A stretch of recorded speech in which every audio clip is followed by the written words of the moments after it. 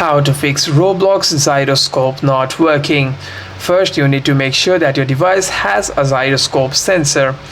You want to simply open your device's settings, and here you want to simply ensure motion sensors are enabled. If that option is available on your device, you want to simply search for motion sensors over here, and if you find any kinds of motion sensor settings, you'd be able to turn them on from here. What you can also do is you can simply tap and hold on to Roblox app, tap on app info, and if you go to permissions, you'd be able to see a lot of kinds of permissions over here. You want to simply allow all the permissions from here, and if you scroll down, you want to tap on app details, and if you have the motion sensors option enabled, you'd be able to use gyroscope on the Roblox game.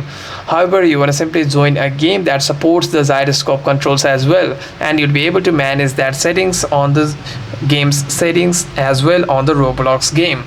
Hope this video was helpful, and if you have any further questions, make sure to leave a comment down below, and I'll see you guys on the next one.